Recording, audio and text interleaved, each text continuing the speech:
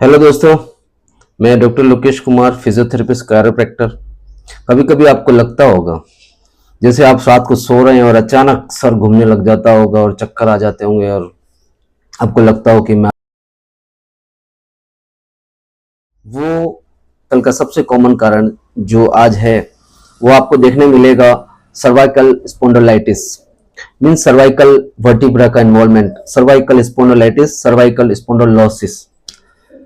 Young age में cervical spondylosis नहीं होता है, लेकिन अगर आपको चक्कर आते हैं यंग एज में तो इसका मेन कारण होता है over use of computer, computer की स्क्रीन के सामने बैठे रहना, मोबाइल का बेहद यूज करना, स्क्रीन का एडिक्ट होना। उस एडिक्शन की वजह से सर्वाइकल स्पाइन की जो मसल्स हैं वो स्पाज्मिक हो जाती है, टाइट हो जाती है। वो टाइटनेस की वजह से ना तो आपकी गर्दन घूम पाती है ना इधर जा पाती, तो नसें हैं वो प्रॉपर नहीं सप्लाई होती है और इसी की वजह से चक्कर आने लग जाते हैं। और ऐसे चक्कर आते हैं जो कभी आएंगे बीच में, या आप सो रहे होंगे, अचानक आपकी गर्दन का जो मूवमेंट हुआ, अचानक सो रहे होंगे और आपकी छत घूमने लग जाएगी। तो ये इस टाइप के जो चक्कर आ रहे हैं, वर्टिगो आ रहा है, वो आपके सर्वाइकल की वजह से आ रहा है। ये तो सर्वाइकल के अक्सर चक्कर जो आते हैं वो एक्सरे करा के देख लेना चाहिए, एमआरआई करा लेना चाहिए। और वो इसको सबसे पहला टेस्ट हम के सर्वाइकल के जो चक्कर आते हैं उसके लिए हमारे पास एक टेस्ट है। अपनी जो गर्दन है थोड़ी सी एक्सटेंड करें, ऐसे ऐसे करें, ऐसे, और फिर और हमें यहाँ पे अगर हमें पिंच होता है और हमें चक्कर आते हैं तो समझ जाइए कि सर्वाइकल के चक्कर हैं। और हमें चक्कर आने लग जाते हैं, ये इस तरह से करते हुए चक्कर आ जाते हैं, तो समझिए कि सर्वाइकल की वजह से चक्कर आ रहे हैं। और ये चक्कर सर्वाइकल की एक्सरसाइज करने से ठीक हो जाएंगे। कई लोग बोलते हैं कि तकिया यूज नहीं करना चाहिए, लेकिन मैं बोलता हूँ तकिया यूज करना चाहिए।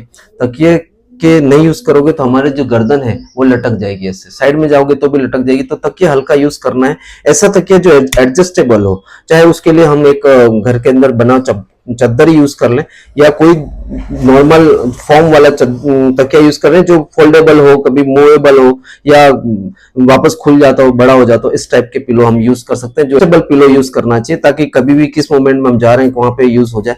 दोस्तों, सर्वाइकल स्पॉन्डिलाइटिस के जो चक्कर आते हैं उसकी मेन 2 एक्सरसाइज मैं आपको आज बताऊंगा।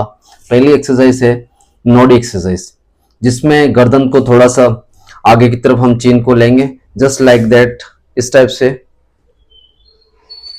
नोडी एक्सरसाइज। ये रिपीटेशन हम 5 से 10 बार कर सकते हैं सर्वाइकल वर्टाइगो के लिए। दैट्स अनदर वन इज, दूसरा आई बॉल एक्सरसाइज होती है। आई बॉल एक्सरसाइज के लिए सबसे पहले हम इस टाइप से करेंगे, हमें सिर्फ आई बॉल आंखों के अंदर के मूवमेंट कराना है। तो हम ऊपर नीचे देखेंगे, फिर साइड में देखा, फिर आई बॉल, ये इस टाइप से, और ये 5 से 20 बार रिपीटेशन। इसके अलावा कुछ एक्सरसाइज जो हम स्ट्रेचिंग एक्सरसाइज, जैसे स्पाज्मिक हो रहा है रेगुलर किसी कंप्यूटर यूज करने की वजह से, या यंग एज में चक्कर आ रहे हैं किसी को, तो स्पॉन्डिलाइटिस या सर्वाइकल की जो C1 C2 है, वो नस का जो इन्वॉल्वमेंट है उसकी वजह से चक्कर आ सकते हैं। उसकी जो एडिक्ट होते हैं उनको ज्यादातर होता है अक्सर, उनके लिए सबसे ज्यादा ये जो मसल्स होती है वो कैरोटिड आर्टरी की वजह से टाइटनेस आ जाती है, उस वजह से भी चक्कर आते हैं। उसके लिए सबसे पहले हम थोड़ा अपना हाथ इस तरह से रखेंगे और ये जो करेंगे, और ये हमें 5 से 10 टाइम्स करना है, रिलीज हो जाएगा। कराएं। हाई बीपी के अंदर जो चक्कर आते हैं वो कंटिन्यूसली आते हैं, उसका कोई ऐसा नहीं होता कि गायब हो गए, आएंगे वापस जा रहे हैं, ऐसा नहीं होता। हाई बीपी में जो चक्कर आते हैं वो कंटिन्यूसली चालू रहते हैं, तब तक चालू रहते हैं जब तक कि हमारा बीपी की वजह से, हाई बीपी की वजह से हमारा जो सर है वो नस उसका स्ट्रोक नहीं आ जाए या फिर हार्ट अटैक ना आ जाए, तब तक हमें चक्कर आ जाएंगे। हमें तब तक ऐसा लगेगा, जो अटैक या आने के बाद ऐसा लगेगा जैसे हम बिल्कुल फ्री हो गए। 1 घंटा मिलता है जिंदगी बचाने के लिए।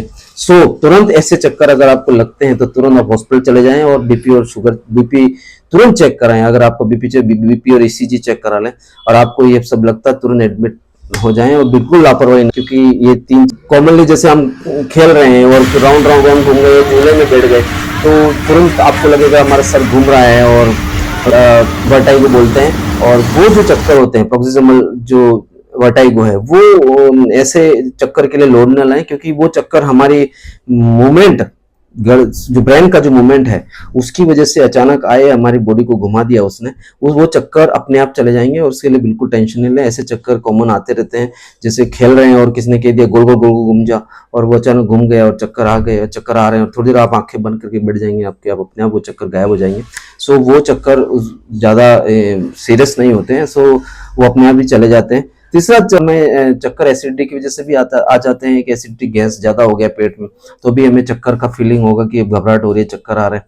तो और उसके अलावा चक्कर आने का जो कारण है वो वीकनेस भी हो सकता है, बॉडी वीकनेस की वजह से भी चक्कर आ जाते हैं, बॉडी के अंदर ग्लूकोज कम पड़ गया तो भी चक्कर आ जाएंगे, धूप की वजह से भी चक्कर आ जाते हैं कभी कभी। तो ये तो पहचाने ही है, लेकिन ऐसे जो चक्कर हैं वो कंपार्टमेंटल होते हैं, वो चले जाते हैं, उसके ऊपर ज्यादा सीरियस होने की जरूरत नहीं होती। लेकिन जो किसी कारण कोज होता है, किसी शरीर की किसी कोज की वजह से, कोई कारण की वजह से प्रॉब्लम्स आ रही हैं, तो समझो कि हमें डॉक्टर के पास जाना चाहिए, फिजियोथेरेपिस्ट के पास जाना चाहिए। कारण है हमारे जो कान की जो लेयर होती है वो 3 टाइप्स की लेयर होती है, और वो लेयर में तीसरी जो लेयर होती है इनर लेयर में एक झिल्ली होती है।